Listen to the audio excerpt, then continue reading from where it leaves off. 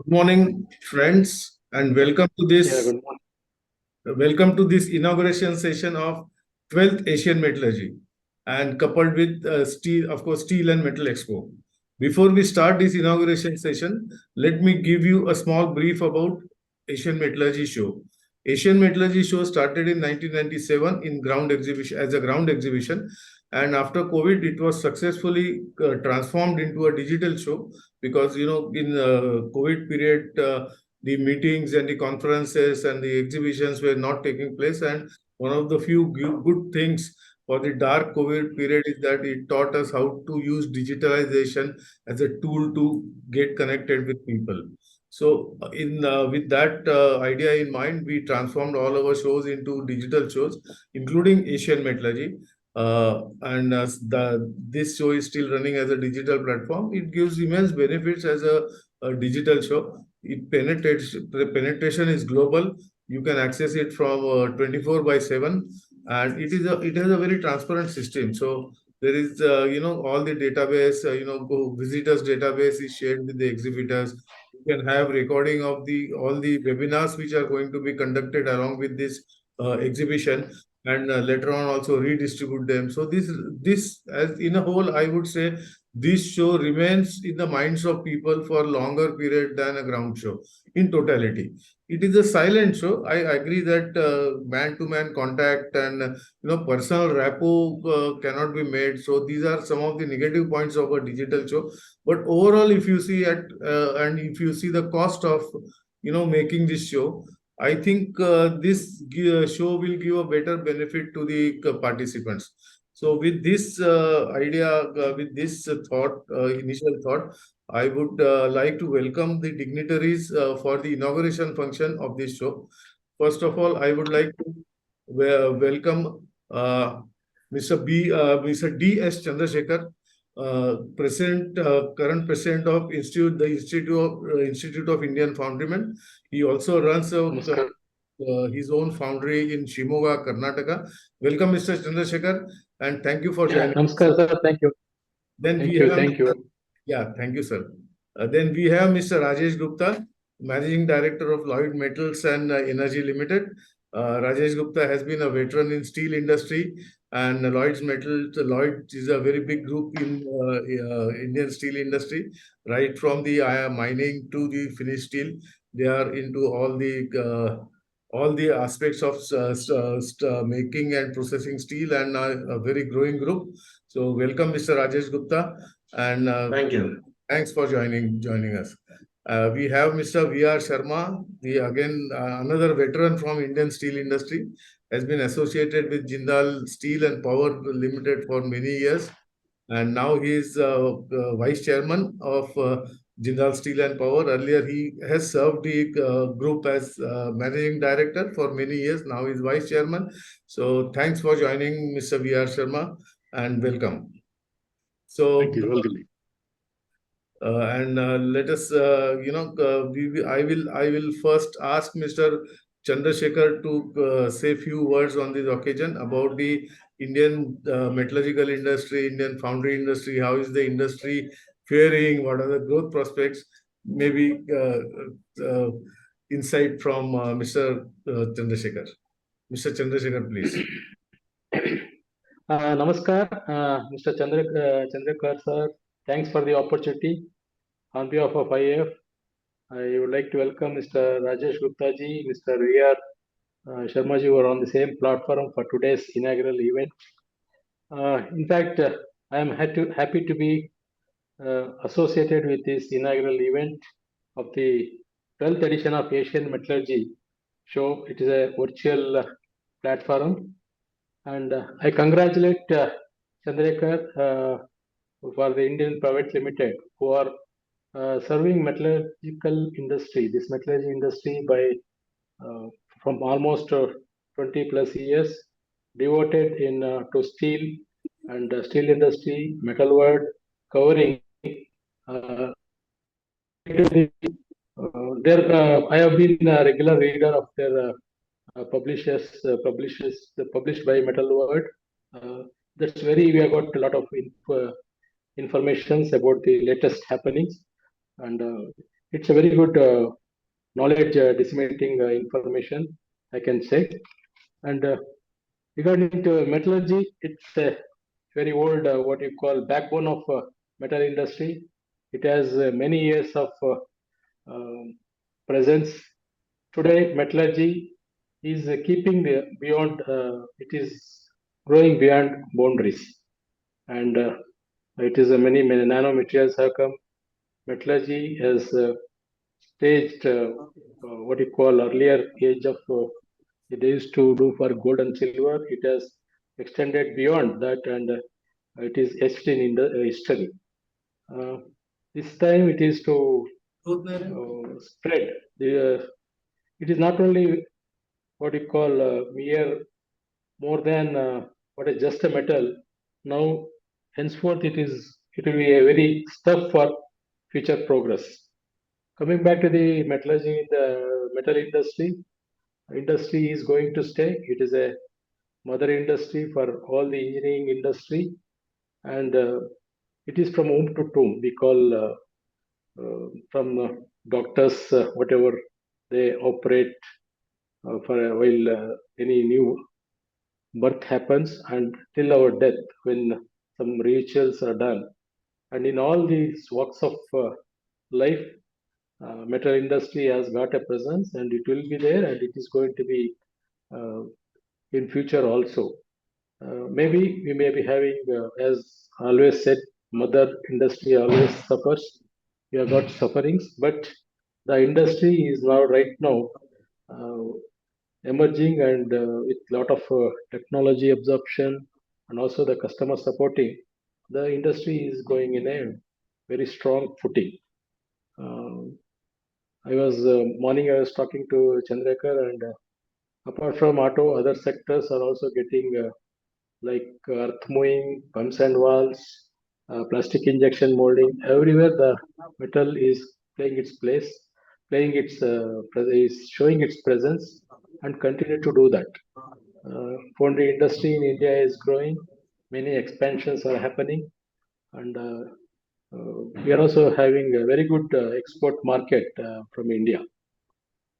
Having said that, I would like to briefly touch upon our the Institute of Indian Foundrymen, which has almost 72 years of existence, spread over north, east, south, and west, having about 3,000, 2,500 plus membership, with the student members another 1,000.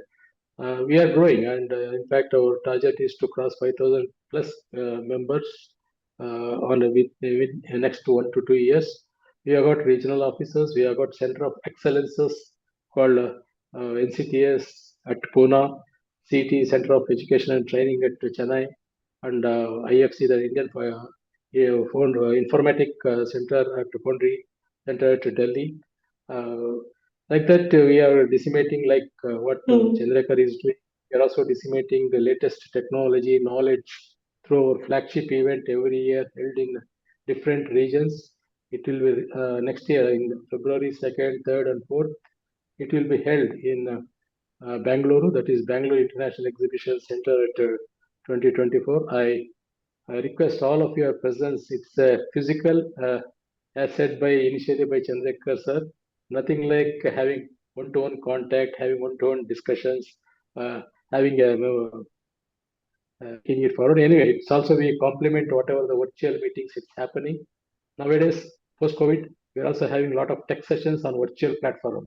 Even the discussions with the government policymakers is happening on virtual platform. And it's anyway, we have to accept all the whatever the technology available. One good thing that Chandrakar is doing that virtual in this one. With that, I am happy to inaugurate today's virtual event. Thank you very much, sir, for the opportunity once again. Thank you, Mr. Chandrashekar. And I do agree that ground exhibition has its own charm because the personal meetings and the personal rapport which can be developed in ground exhibition is unparalleled. I mean, that cannot be matched from the digital exhibition. But maybe the way forward is something like hybrid. Yeah. forward Uh, maybe hybrid, maybe ground exhibition supported by some digital initiative can be, because you can get benefit of the global penetration from the digital expo and the, yeah. personal from the ground expo. So maybe a hybrid solution or something like that would be better this thing. Yeah, Yeah, now the hybrid vehicles are the talk of the this one. Like that, it may be future. It yeah, may be hybrid events. Maybe more and more coming. Yeah. absolutely, absolutely. And of course, Thank you. IFEX, Thank who you. doesn't know IFEX? IFEX is a mother event of all Foundrymen. It's like a Yeah. yearly wari, as we call it in Maharashtra.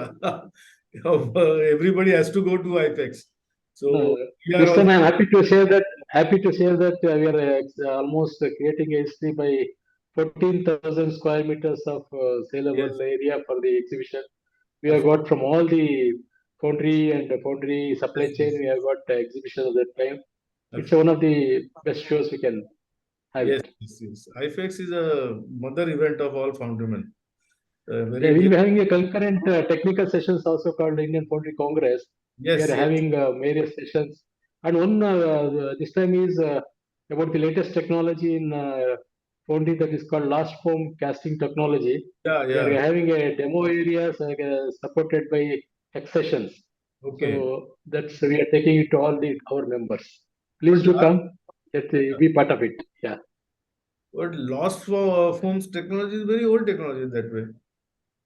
No, it was not. In Hearing fact, from when we were it was students. not taken by. Yeah, it is. We have lost, sir. You are mute, Mr. Chandrashekar. You are mute. Yeah, now you can speak. Yeah. Anyway, No. so it's nice hearing Yeah. from you, sir. And definitely IFEX we will visit. And I also appeal to everybody to visit IFEX and see what is the latest Yes. technology in foundry industry. Please. Now I move on to Please. Mr. Thank you very much, sir. Now I move on to Mr. Rajesh Gupta. Rajesh ji, we are eager to hear from you about the latest status of Indian steel industry and the way ahead. Mr. Rajesh Gupta, please. Chandekar Sahab, Chandrashekar Sahab and Sharma ji. First, let me thank Chandekar ji for inviting me to this inauguration session. I've been associated with Mr. Chandekar for the last 25 years, and every time he's one of the more innovative persons in the field. And I'm sure going forward, the concept of a digital exhibition will be much more active and lively. So, congratulations for that. Um, this Indian steel industry is growing at a very fast pace. I think one of the fastest growth in the world right now, for around 12 to 14% in the current year. And in keeping in line with the Prime Minister's demand of around 300 million tons by 2035 or something. So we are all trying to work hard on that front to make sure that the steel growth is fast. And apart from in India itself, the Indian multinationals are now growing. We have JSPL who have plants in Oman and other countries. We have JSW, we have Tata, of course, who's part of Chorus. So India is one of the leading lights in the steel business, and this kind of online exhibition allows people to access the Indian knowledge base more.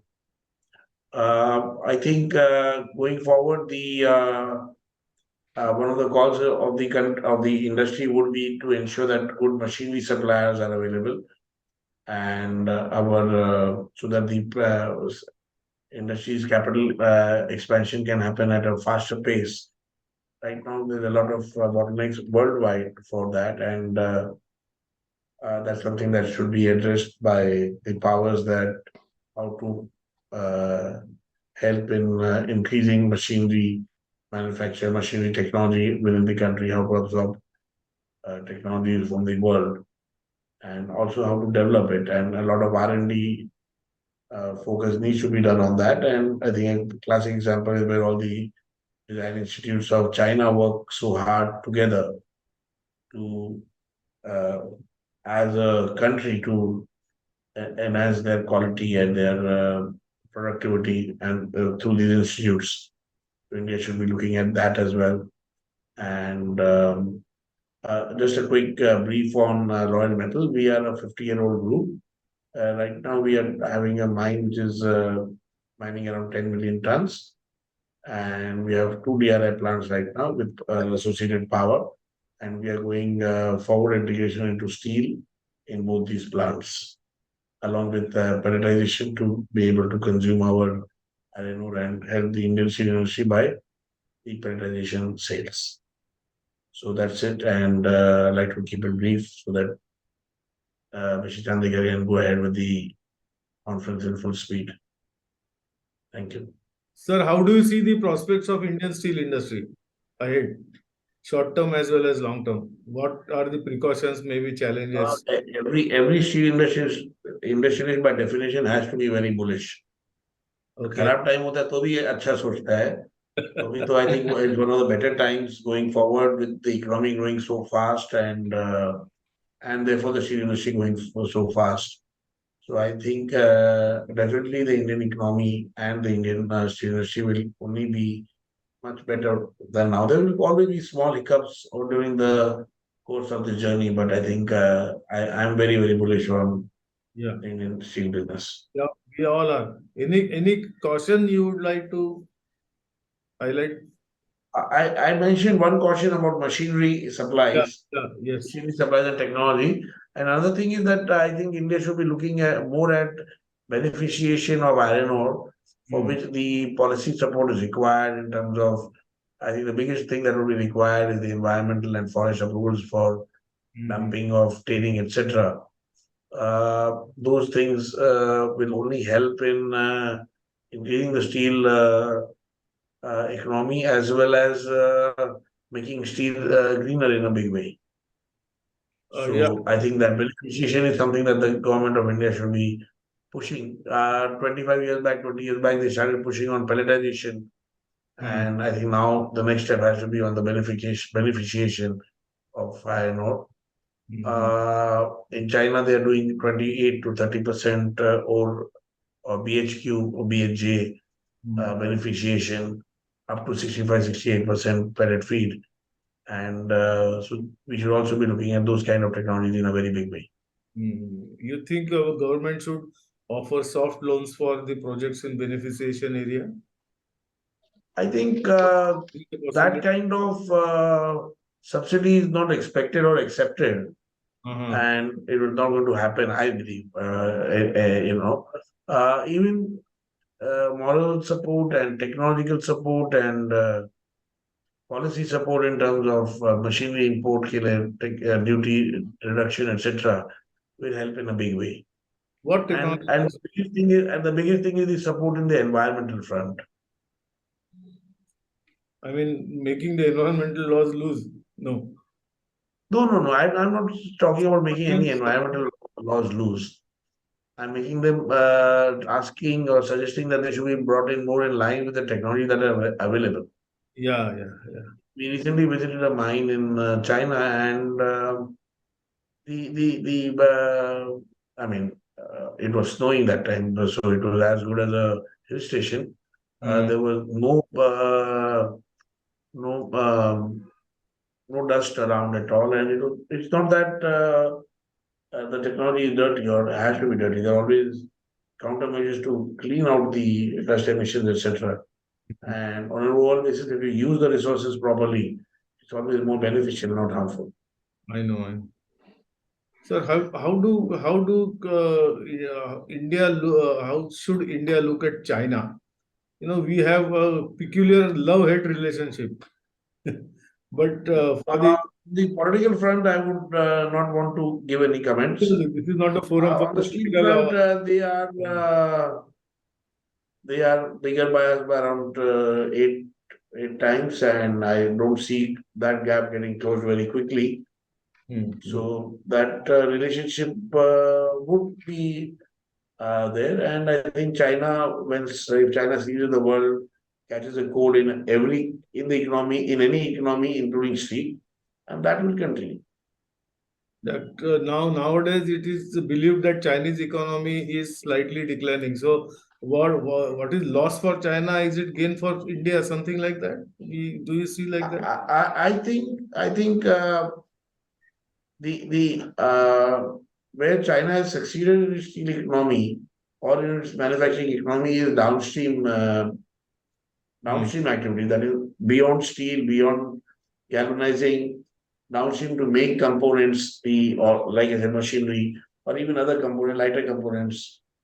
That is where they have gained, and I think we should be learning from our competition on how to improve our economy and how to Yeah. be able to consume more steel so that the demand becomes very robust. Anyway, thank you, Rajesh sir, for your insightful conversation. Thanks very much, and thanks for joining also. Uh, Now I move on to our last dignitary, Mr. V.R. Sharma. Sharma sir, please, we are eager to hear your views. Thank you very much, Chandekar ji, Rajesh Gupta ji, Namaskar, and all my friends. Good morning, everybody. It's a good platform you are giving to all of us so that we can interact every year what is going on in the industry. And Rajesh ji has already explained you what is happening in steel and mining. The country is definitely growing very well, and India's demand is increasing. In fact, uh, there is a talk of the town or talk of the country that what is happening after the CBAM or the carbon tax. So I think India can sustain and survive without exporting or exporting a little to Europe. There are many other avenues available in the world. We are 140 crore people. So the demand, the local demand will be growing multifold. But I would like to give a caution to the steel industry professionals and the owners, those who or the investors, that the growth should be limited. It should not be exponential growth. People, they should not put up, they should not build bigger and bigger capacities, and then tomorrow the entire nation can be into trouble because European Union will keep on imposing such kind of taxes. Reason being because most of the European plants are older plant. They were built in 1950 post Second World War. So some of the plants belong to 1950. Some of the plants were done in 60s. But all these plants are now 70 to 80 years old. So now this all 70 to 80 years old plant, they are to be replaced with the new technology, or they are to be replaced, or there should be a no blast furnace, no coke oven, no sinter plant, and they will switch over to electric arc furnaces through scrap as well as DRI route, which is again a big challenge because scrap availability is also limited, and DRI, it needs hydrogen basically in their nomenclature. So hydrogen is also in short supply. So far a commercial based hydrogen plant for DRI making through green energy route is not yet built in Europe. Except one plant is coming now, H2GS Steel, which is coming in Sweden.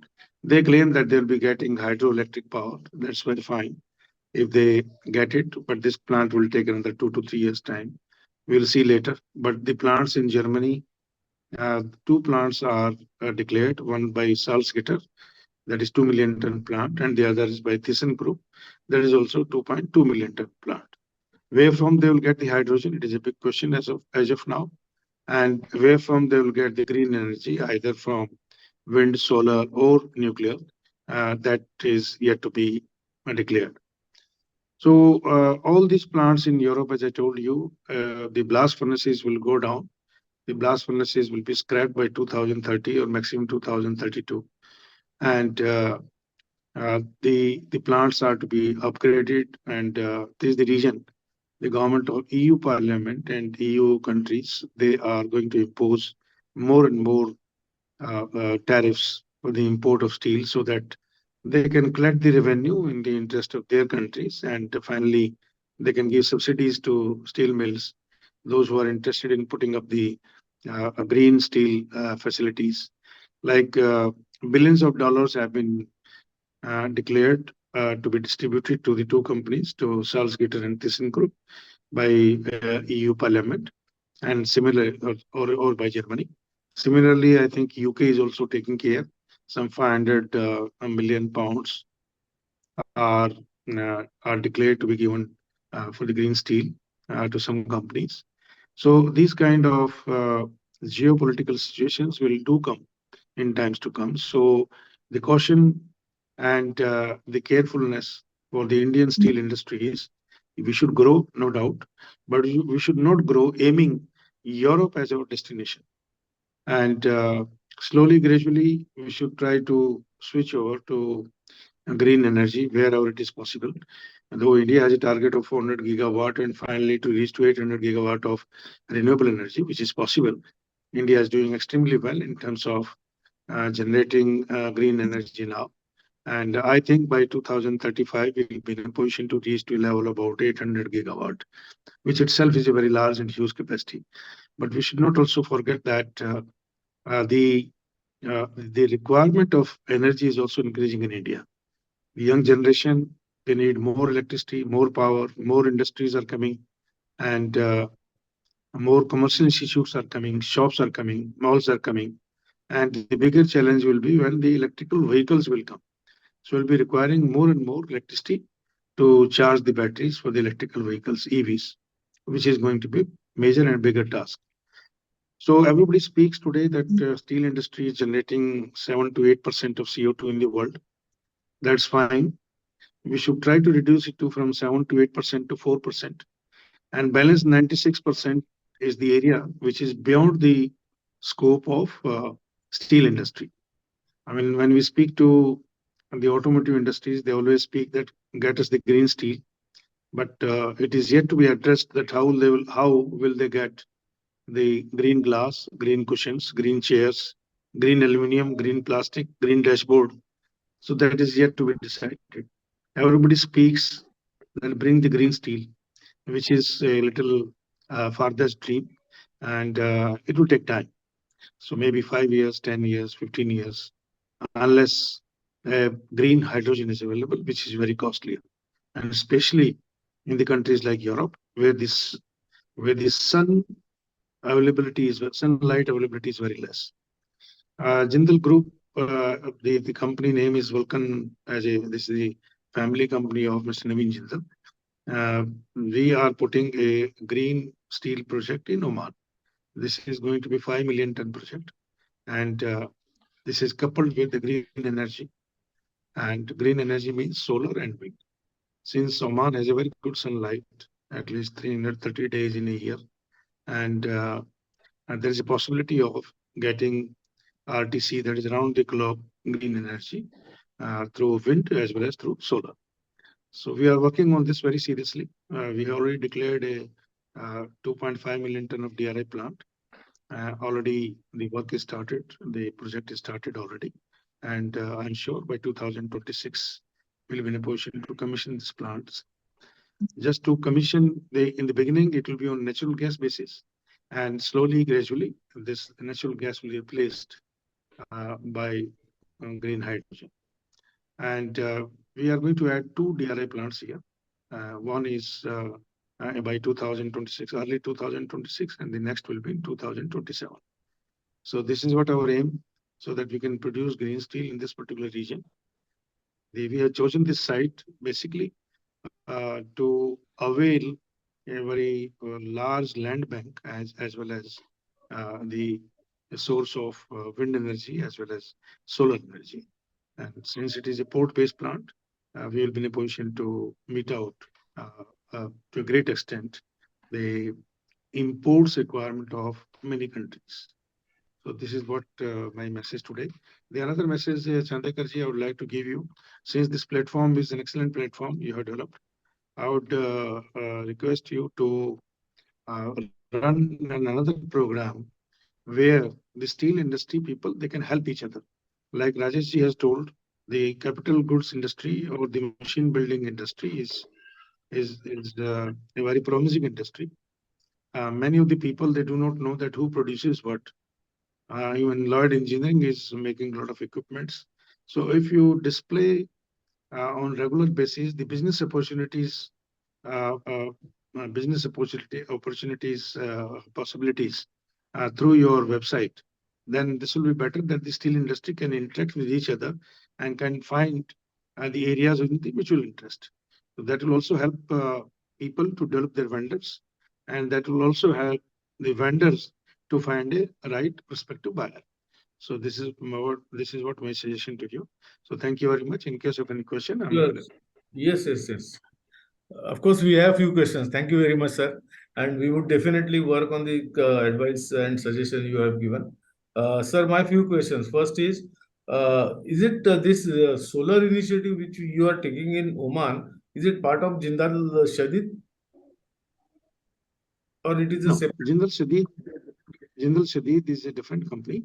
Okay. Vulcan is a different company, but they both are owned by Mr. Naveen Jindal. Yeah. Okay. Sir, And these two companies have nothing to do with JSPL. JSPL is a different entity that that is is registered part in of the India. Jindal Steel Group. Yes. Sir, one question I wanted to ask you is now that you are operating in the Middle East for a lot of years with Jindal Shadid and this company and all, how can Middle East is such a logistically friendly country, group of countries from India. They are so close to us. They require steel. They are big importers of steel. But still, India is not having that much presence which it should have in their import basket, because a lot of players like Turkey, CIS, China, they are more prominent in Middle East import basket than India. In spite of India being so close to them, so we have to do something to bring these regional economies, or at least steel economies, closer. What do you think? Yes, the government of India has already signed FTAs with the different countries in the world, and UAE is one of them. Yeah. Now I think one FTA is under preparation with Oman, and finally another FTA will be with Saudi Arabia.